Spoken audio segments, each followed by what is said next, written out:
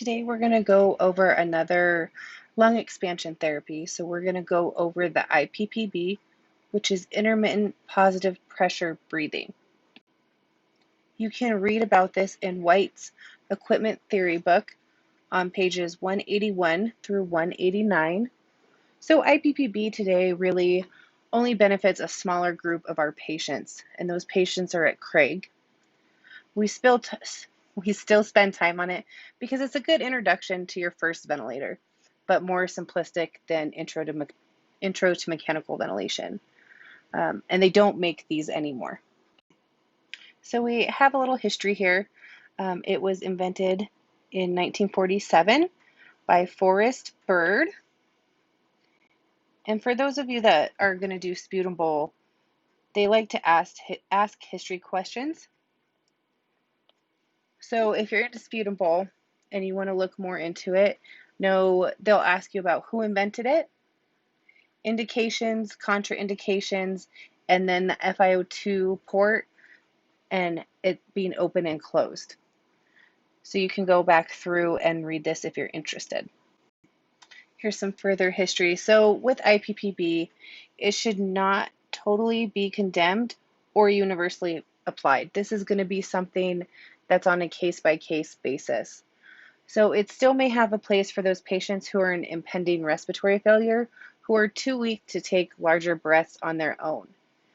It used to be used on all patients in the 1980s, and then we found that it's not as great for everyone, and that IS has replaced it because it works just as well with less cost.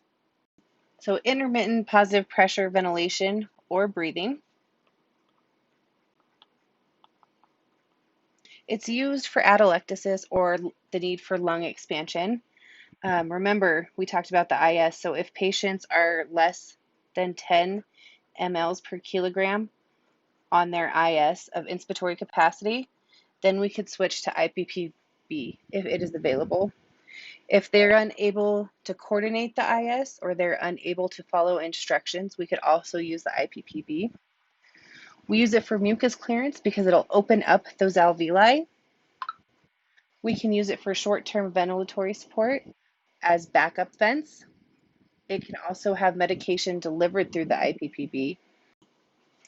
The IPPB was the first non-invasive mechanical ventilation.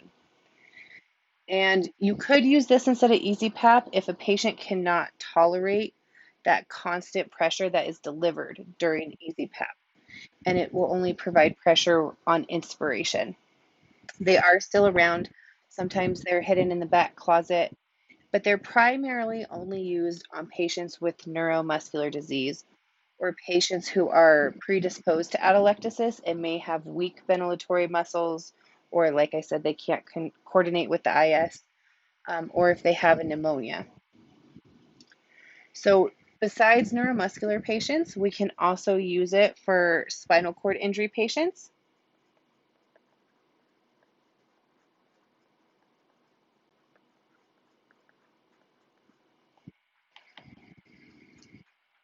The patient does not have to actively exhale against the IPPB.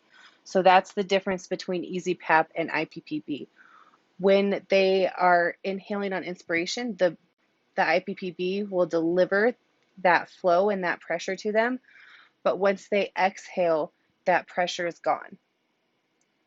So this is indicated, so know when it's indicated when IS, PAP therapy, and airway clearance therapy has failed in spontaneously breathing patients. So in the critical care setting, it's used every 1 to 6 hours as tolerated, and that should be reevaluated daily. So critical care, Q 1 to 6 hours, evaluated daily.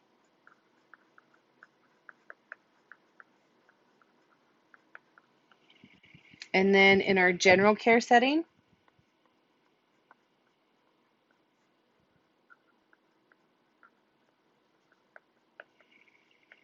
it's going to be used 2 to 4 times daily, and we'll reevaluate every 72 hours. Oops, 72 hours. So the reason that we're reevaluating more in the critical care setting is because we want those patients to improve faster. They are critical, they're higher acuity, so their changes are going to happen faster than maybe someone who's on the floor who may be post-op and they can't coordinate that IS. So we're going to have them do it for 3 days, and then we're going to reevaluate. Well, are they getting better? Do they need to continue this therapy? So contraindications, always know your contraindication. So the only absolute contraindication here would be a tension pneumothorax. Please do not give anyone positive pressure with a tension pneumothorax. It's going to make it worse and it's going to hurt the patient. So some relative contraindications, high intracranial pressures, if they're hemodynamic instability, because if they can't maintain their blood pressure is what that's saying. If they have recent facial or skull surgery, a tracheoesophageal fistula, because then that's a pathway for that pressure and that air to go into their stomach.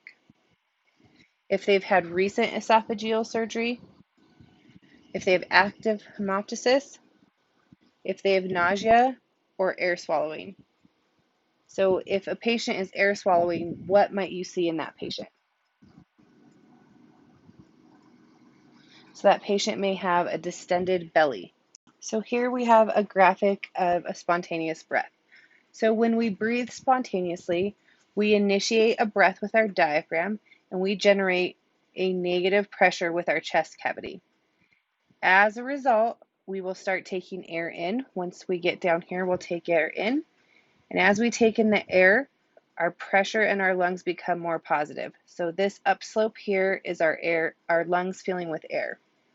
These are just very basic. So here we have a graphic with the IPPB and positive pressure. So as you can see, an IPPB breath or positive pressure breath given by IPPB, and this would be the same with BiPAP or mechanical ventilation, it looks very different. So you can see a negative deflection here, but it's not as big. So this keeps the patient from having to work too hard to start the breath. They'll trigger it and the machine will help them get that breath. Then the tidal volume appears to be a little larger. So this time above baseline, this is baseline here, this time above baseline is larger. This is necessary because the diaphragm is not assisting as much with the opening of the alveoli. So we need to do that with a little bit more volume. So this is the patient initiating the breath, and the machine is giving this pressure to the lungs, which creates volume. So these are the phase variables. And this is going to be in any machine that's giving positive pressure breath. So this is what is going to allow you to control the total cycle time.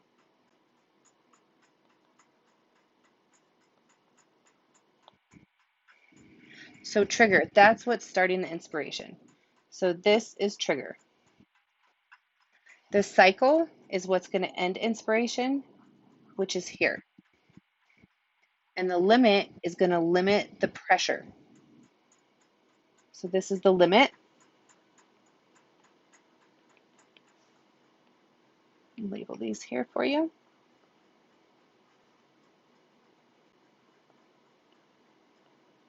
And then it comes back to baseline. So the 4 parts, these are the 4 parts of total cycle time.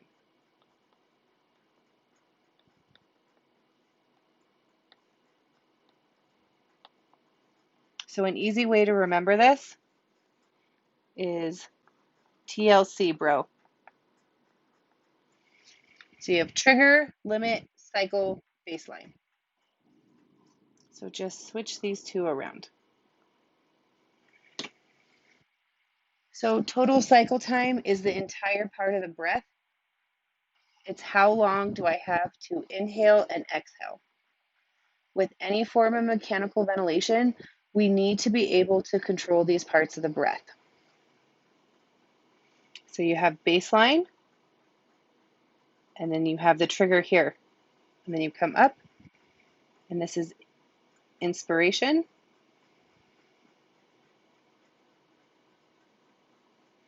This is end inhalation.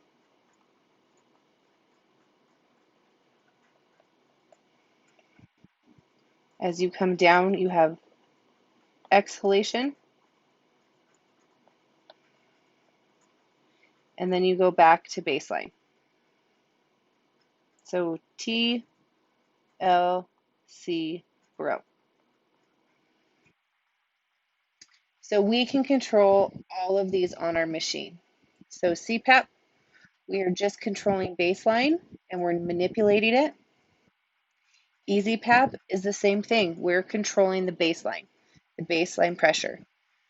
BiPAP, you're setting every one of these, and IPPB, you are setting every one of these as well. We are controlling the entire breath. So IPPB is like intermittent BiPAP. And I know these are a lot of new phrases and a new concept for you. So the control variables that you set on the IPPB would be pressure, volume, and time. So these are what you use to control the phase variables. So remember, the phase variables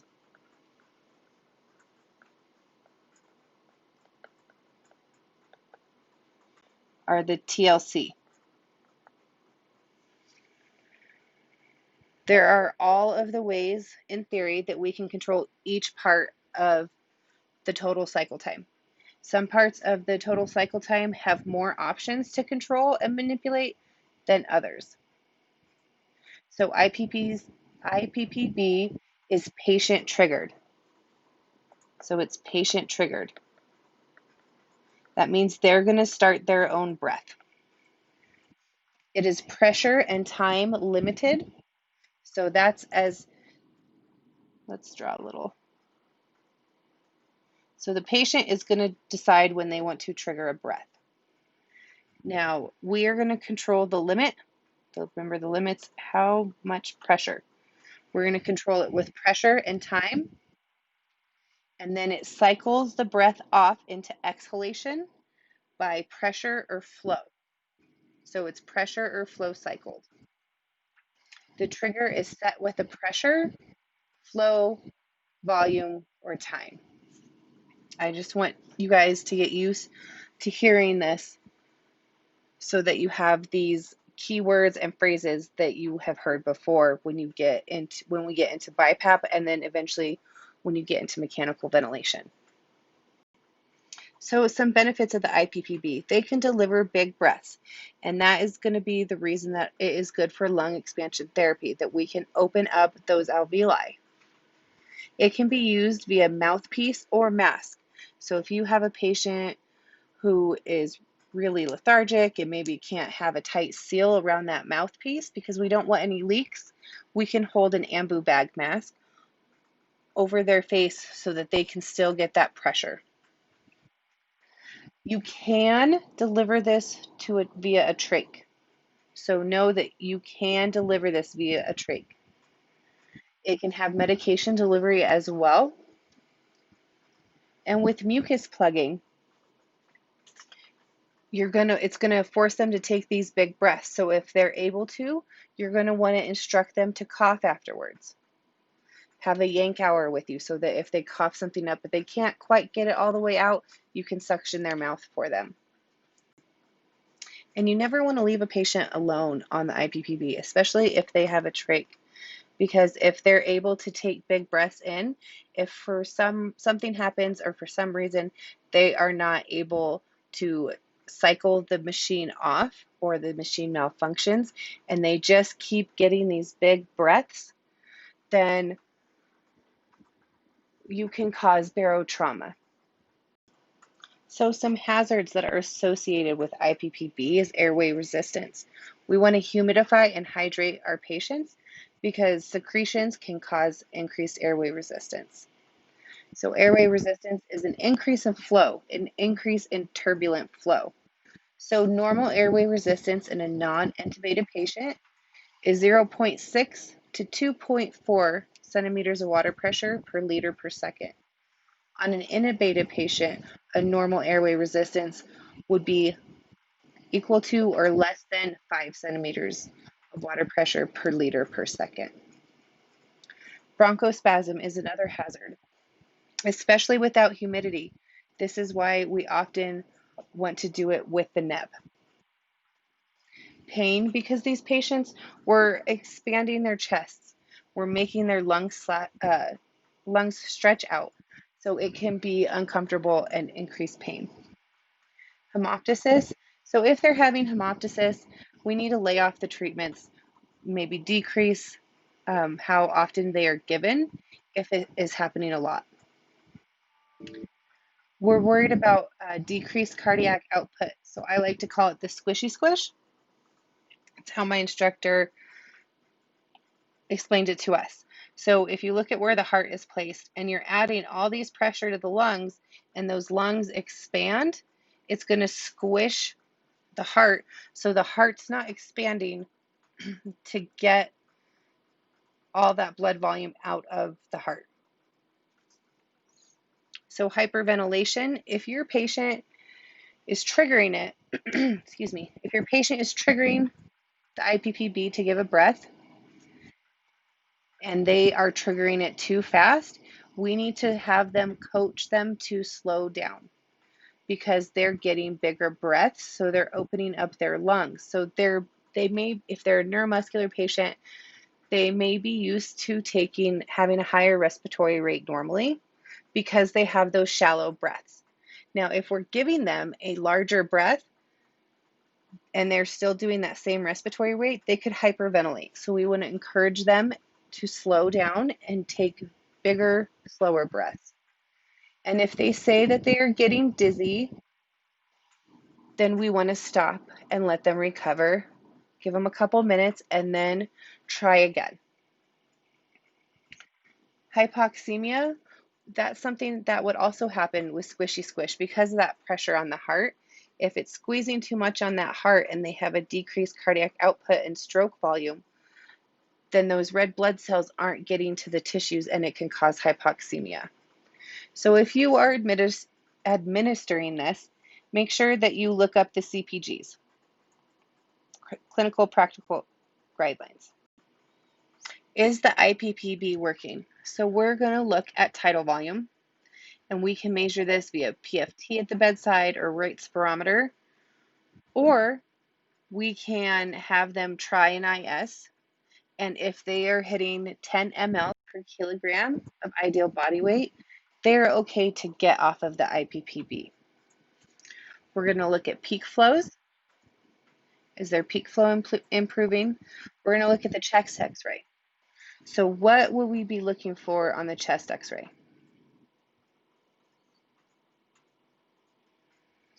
So we are going to look for resolving atelectasis. Is there larger volumes and more air? Is there less white consolidation? We're going to be looking at their vitals. The number one sign of hypoxemia is an increased heart rate.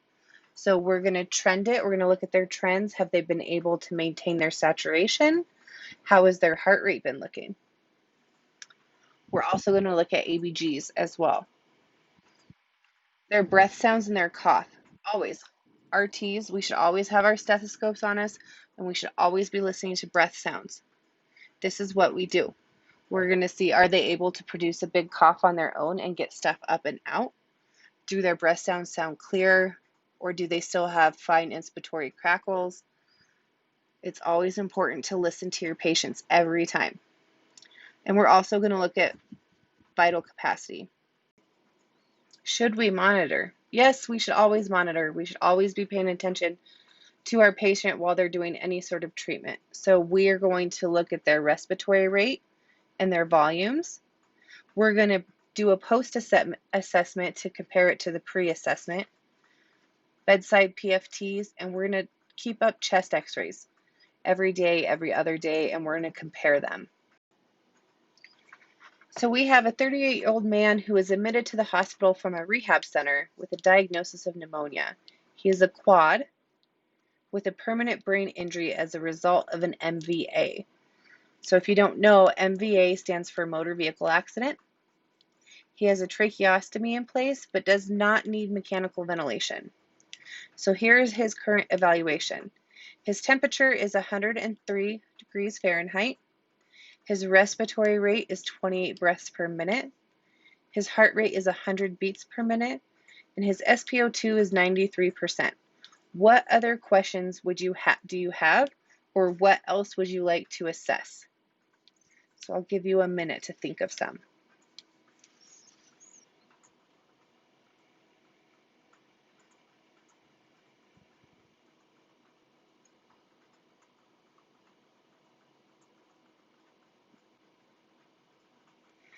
So we want to know his breath sounds. We're RTs, that's what we do. We would hear fine, late inspiratory crackles. We would want to see a chest x-ray. We would want to get a complete blood cell count, so a CBC, because we're looking at the temperature here. Temperature. We're going to think infection. So we want to look and see if there's elevated white blood cell count. We want to do a sputum culture. He has thick, copious green secretions. We're thinking infection. Do we want an ABG? Possibly, because his rate is so high, but his saturations look okay. So this may be something that we do in the future. We want to look at his lung volumes.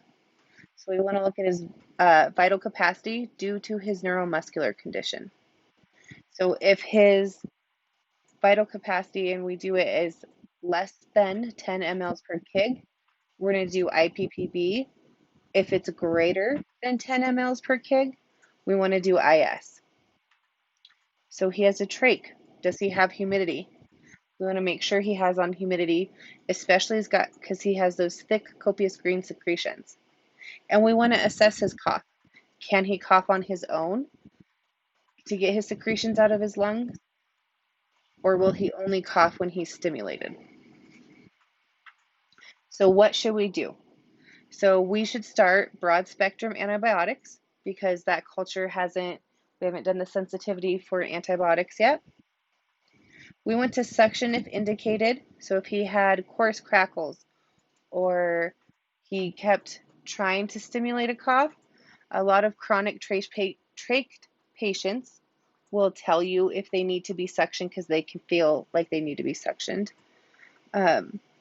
We could also quad cough him as well.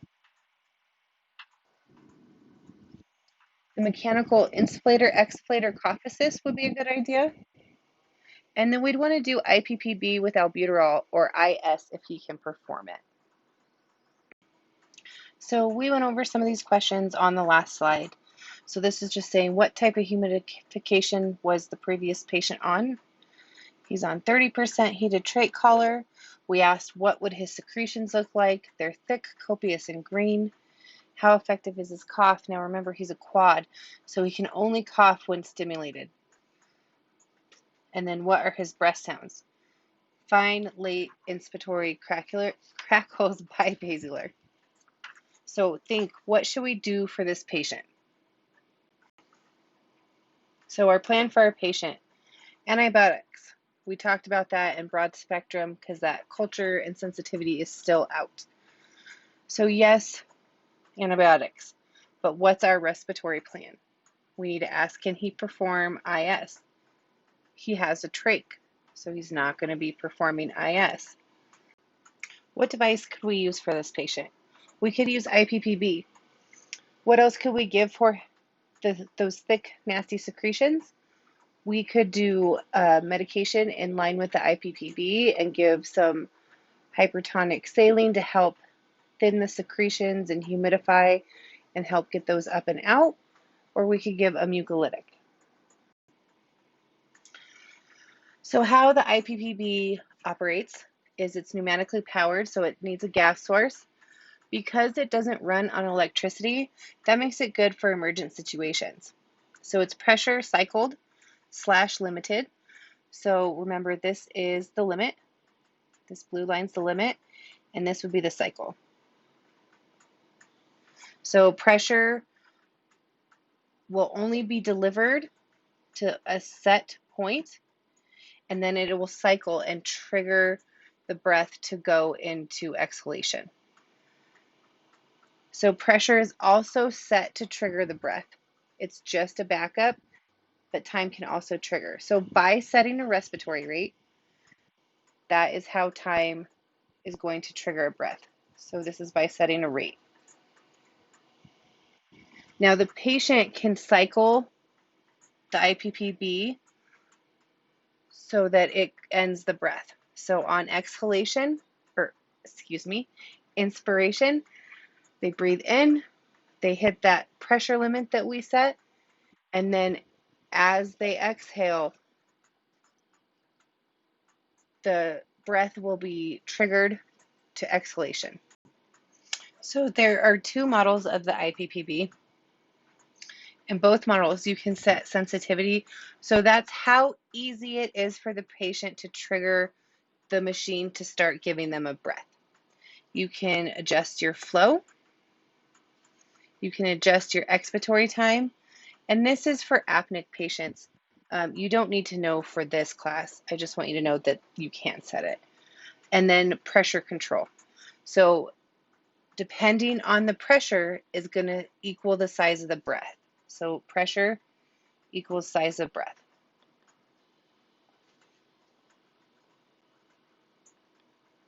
So if your patient requires bigger volumes, you're going to want to set a higher pressure. If your patient needs smaller volumes, you're going to set a lower pressure. So pressure controls tidal volume.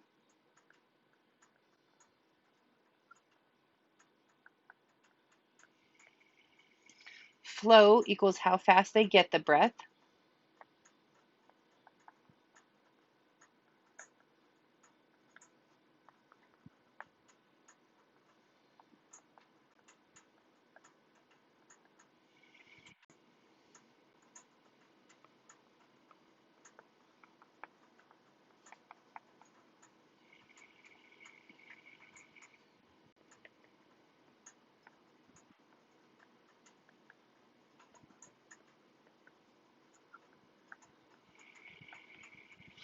Then your expiratory time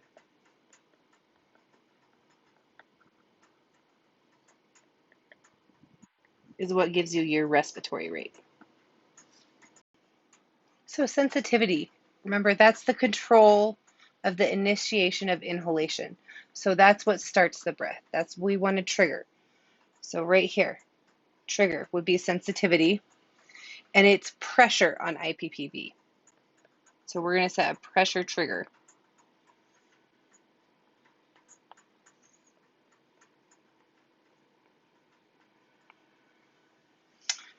So this determines how easy or difficult it is to initiate a breath. So if you have a patient and they have a hard time starting the breath, you're going to want to decrease that pressure. You're going to want to make it easier for them to start the breath.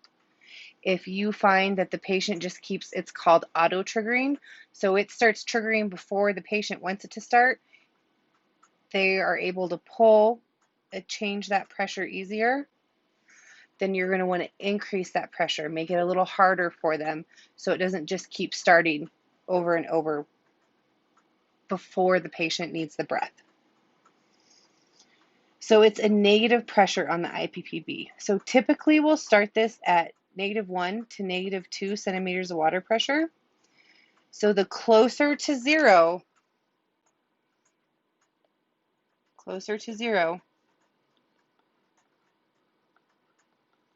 the easier it is to trigger.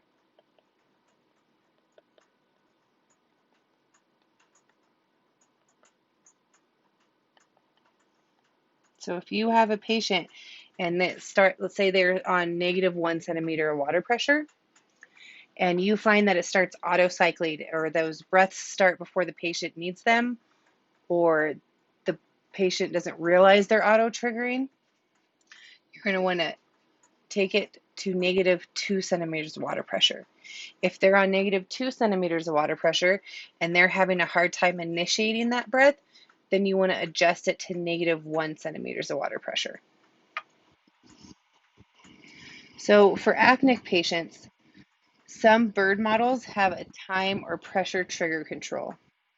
This is essentially what allows us to set a respiratory rate, and that will control the initiation of inhalation instead of sensitivity. So this is the Puritan-Bennett model of IPPB. The sensitivity is controlled by what is called the Bennett valve, and this is right here. Sometimes it can get stuck on inhalation, and that's why you don't want to leave your patient alone on these. The flow rate. The flow rate equals how long it takes the breath to get into the patient. Oops. So it equals how long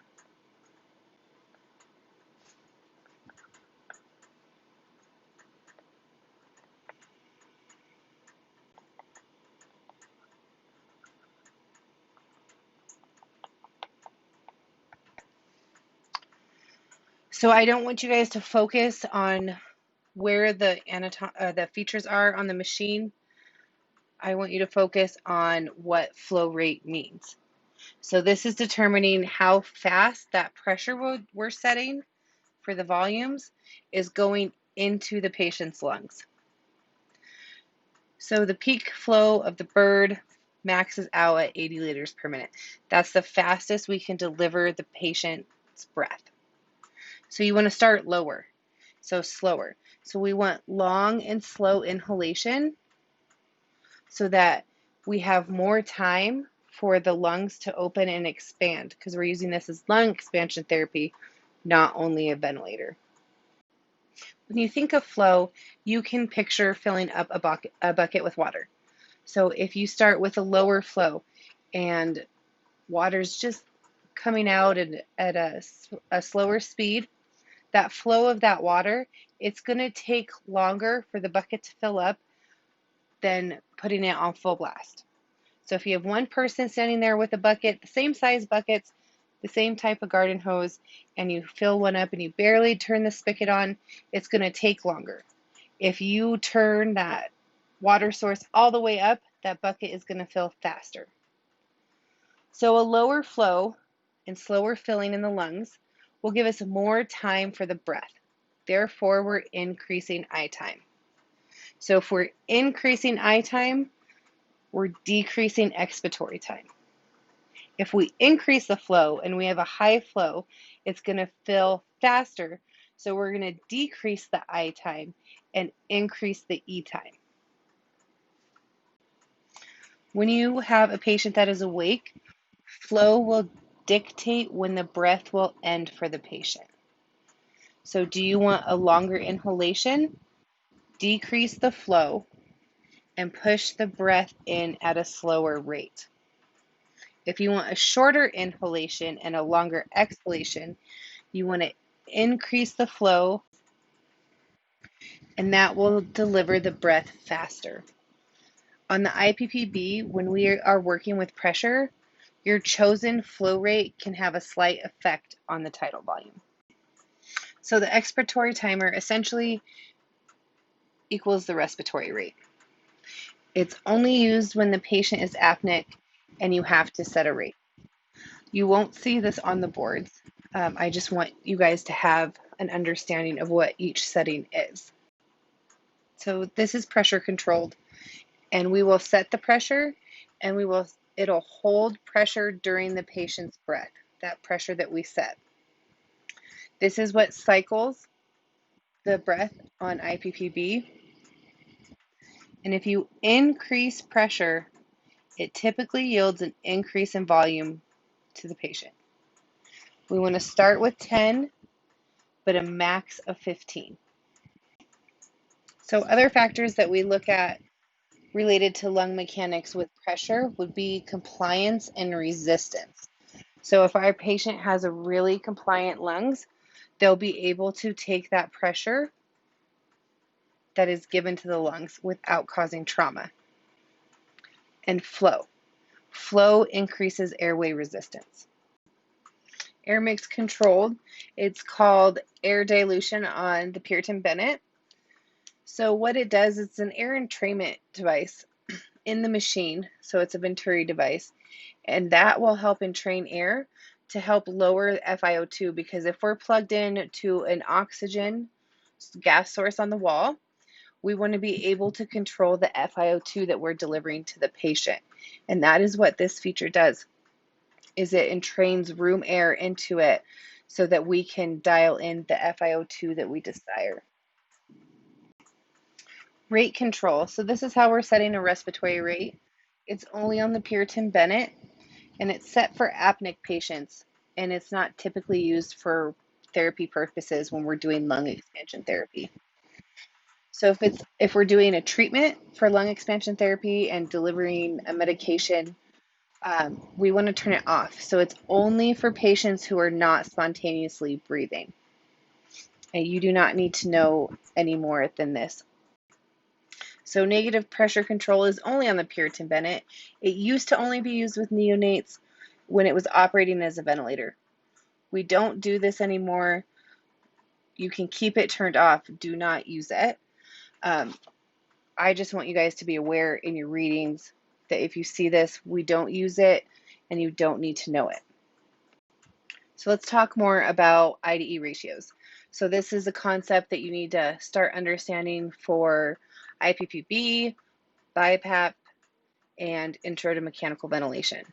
So I time will be affected by the pressure and flow rate controls. So if the I time is too long, what happens? So if the I time is too long, we are going to have a decreased E time, and that can cause air trapping. It can cause a decrease in blood pressure, because remember, we have that squishy squish. The lungs are super inflated. They have larger volumes. They're going to squish that heart.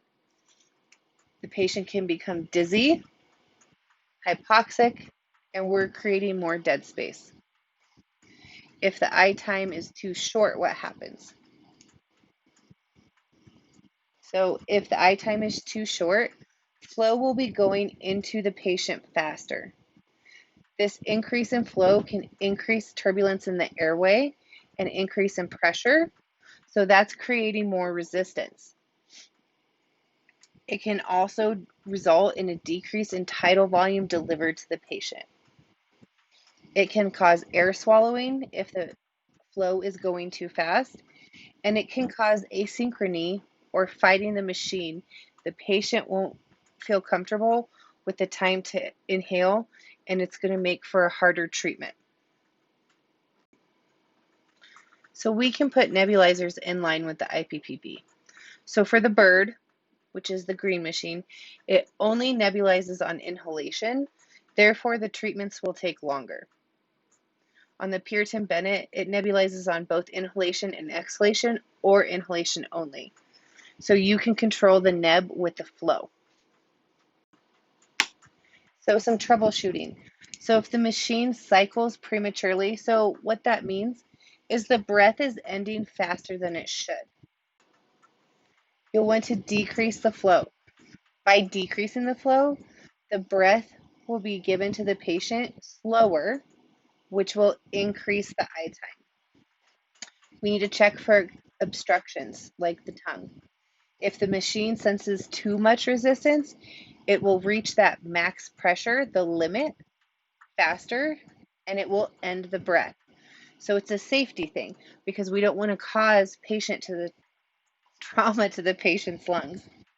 It's similar to an alarm on the ventilator. That's the backup.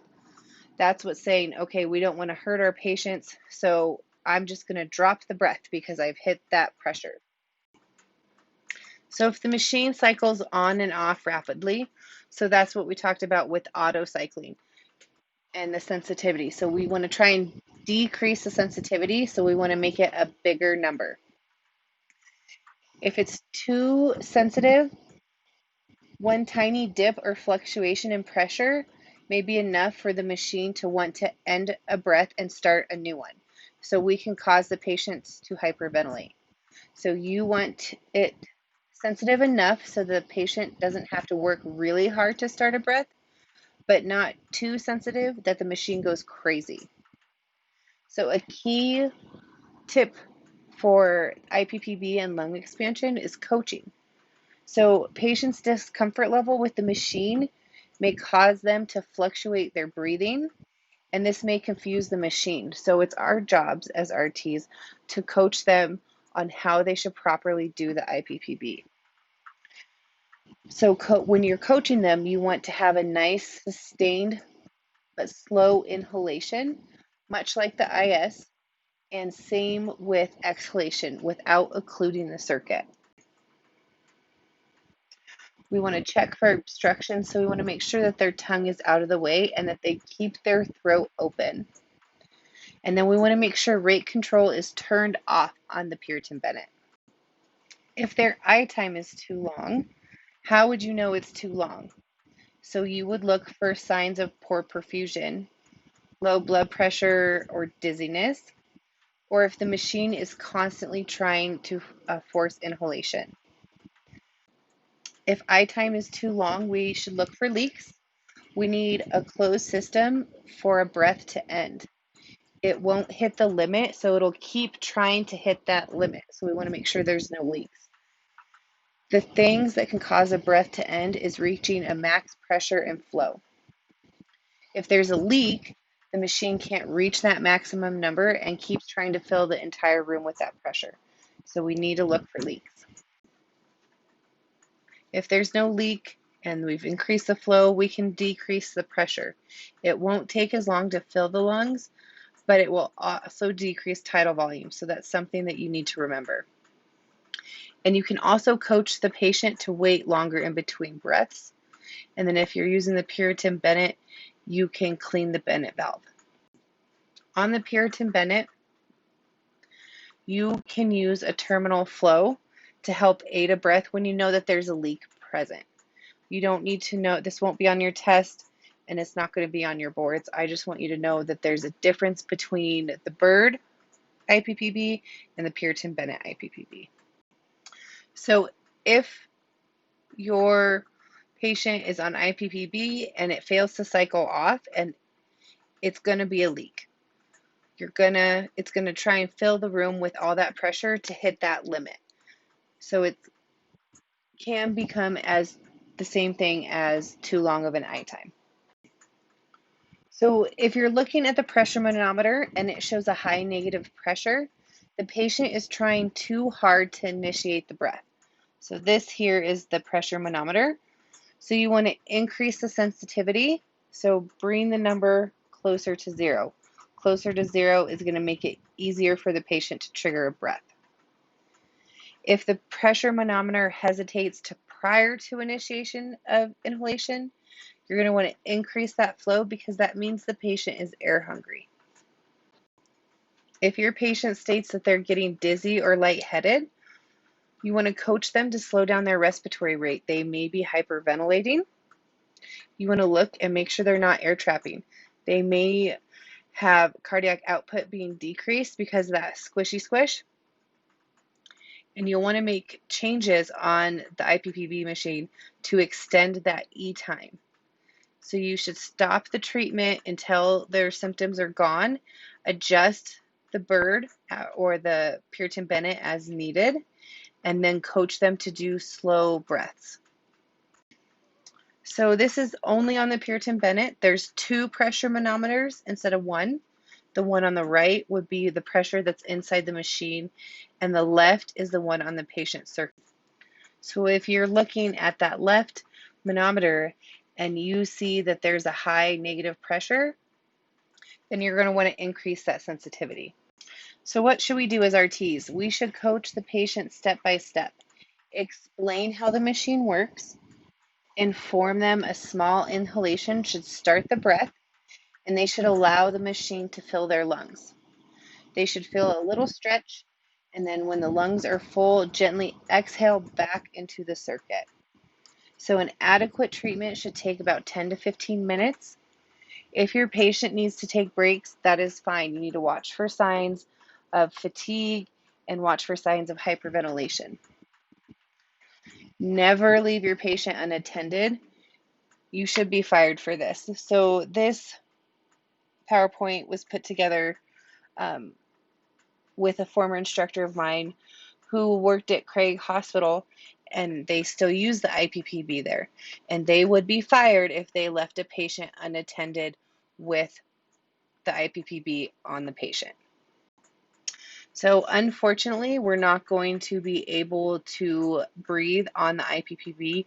It's something that after we're done doing distance learning and you want to come into the lab and practice and play with it and see what it feels like to be on the IPPB, I would love to help you with that.